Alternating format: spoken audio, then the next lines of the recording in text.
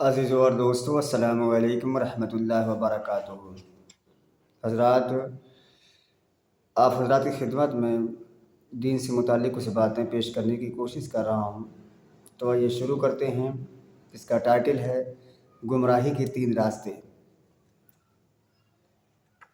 اب میں آپ کو بتانا چاہتا ہوں کہ کفر اور گمراہی دراصل نکلتی کہاں سے ہے۔ قرآن مجید ہم کو بتاتا ہے کہ اس کم وقت بلا کے آنے کے 3 راستے ہیں۔ وہ راستے کون کون سے ہیں؟ نمبر 1، نفس کی بندگی۔ تو آئیے نفس کی بندگی میں ہم کچھ ذکر کرتے ہیں۔ پہلا راستہ انسان کے اپنے نفس کی خواہشات۔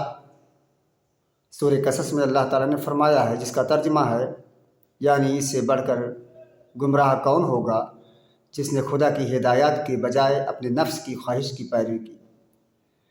ایسے ظالم لوگوں کو خدا ہدایت نہیں دیتا۔ مطلب یہ ہے کہ سب سے بڑھ کر انسان کو گمراہ کرنے والی چیز انسان کے اپنے نفس کی خواہشات ہیں۔ جو شخص خواہشات کا بندہ بن گیا، اس کے لیے خدا کا بندہ بننا ممکن ہی نہیں۔ وہ تو ہر وقت یہ دیکھے گا کہ مجھے روپیہ کس کام میں ملتا ہے، میری عزت اور شہرت کس کام میں ہوتی ہے، مجھے لذت اور لطف کس کام میں حاصل ہوتا ہے، مجھے آرام اور آسائش کس کام میں ملتی ہے۔ بس یہ چیزیں جس کام میں ہوں گی اسی کو وہ اختیار کرے گا، چاہے خدا اس سے منع کرے، اور یہ چیزیں جس کام میں نہ ہوں اس کو وہ ہرگز نہ کرے گا، چاہے خدا اس کا حکم دے۔ تو ایسے شخص کا خدا اللہ تبارک و تعالیٰ نہ ہوا، اس کا اپنا نفس ہی ہوا۔ اس کو ہدایت کیسے مل سکتی ہے؟ اسی بات کو دوسری جگہ قرآن میں آیا ہے، سورہ فرقان آیت نمبر 43 سے 44 میں، جس کا ترجمہ ہے یعنی اے نبی صلی اللہ علیہ وسلم، تم اپنے اس شخص کے حال پر غور بھی کیا؟ تم نے اس شخص کے حال پر غور بھی کیا جس نے اپنے نفس کی خواہش کو اپنا خدا بنا لیا؟ کیا تم ایسے شخص کی نگرانی کر سکتے ہو؟ کیا تم سمجھتے ہو کہ ان میں سے بہت سے لوگ سنتے اور سمجھتے ہیں؟ ہرگز نہیں، یہ تو جانوروں کی طرح ہیں، بلکہ ان سے بھی گئے گزرے ہیں۔ نفس کے بندے کا جانوروں سے بدتر ہونا ایسی بات ہے جس میں کسی شک کی گنجائش نہیں ہے۔ کوئی جانور آپ کو ایسا نہ ملے گا جو خدا کی مقرر کی ہوئی حد سے آگے بڑھتا ہو۔ ہر جانور وہی چیز کھاتا ہے جو خدا نے اس کے لیے مقرر کی ہے، اسی قدر کھاتا ہے جس قدر اس کے لیے مقرر کی گئی ہے۔ اور جتنے کام میں جانور کے لیے مقرر ہیں، جتنے کام جس جانور کے لیے مقرر ہیں بس اتنے ہی کرتا ہے۔ مگر یہ انسان ایسا جانور ہے کہ جب وہ اپنی خواہش کا بندہ بنتا ہے تو وہ حرکتیں کر گزرتا ہے جن سے شیطان بھی پناہ مانگے۔ اب دوسرے نمبر پہ آتا ہے باپ دادا کی اندھی پیروی۔ تو باپ دادا کی اندھی پیروی میں بھی کچھ ذکر کیے دیتا ہوں۔ یہ تو گمراہی کے آنے کا پہلا راستہ ہے۔ دوسرا راستہ یہ ہے کہ باپ دادا سے جو رسم و رواج و عقیدے و خیالات جو رنگ ڈھنگ چلے آ رہے ہیں، آدمی ان کا غلام بن جائے اور خدا کے حکم سے بڑھ کر ان کو سمجھے، اور اگر ان کے خلاف خدا کا حکم اس کے سامنے پیش کیا جائے تو کہے کہ میں تو وہی کروں گا جو میرے باپ دادا کرتے تھے اور جو میری خاندان اور قبیلے کا رواج ہے۔ جو شخص اس مرض میں مبتلا ہے وہ خدا کا بندہ کب ہوا اور کیسے ہوا؟ اس کے خدا تو اس کے باپ دادا اور اس کے خاندان اور قبیلے کے لوگ ہیں۔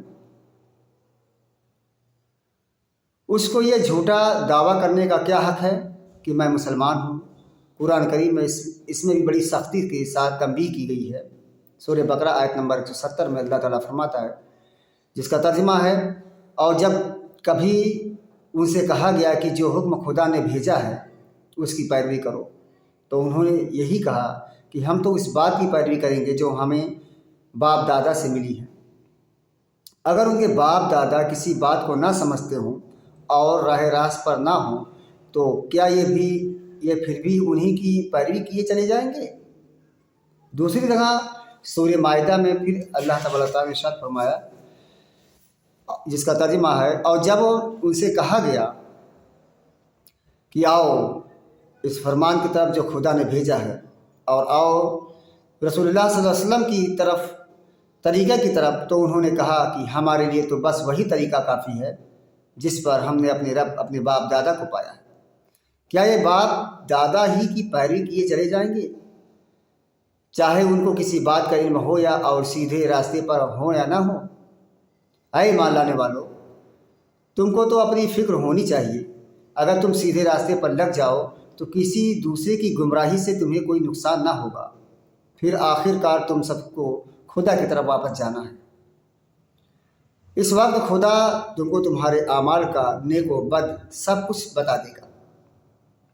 یہ ایسی گمراہی ہے جس میں تقریباً ہر زمانے کے جاہل لوگ مبتلا رہے ہیں، اور ہمیشہ خدا کے رسولوں کی ہدایت کو ماننے سے یہی چیزیں انسان کو روکتی ہیں۔ حضرت موسیٰ علیہ السلام نے جب لوگوں کو خدا کی شریعت کی طرف بلایا تھا، اس وقت بھی لوگوں نے یہی کہا تھا۔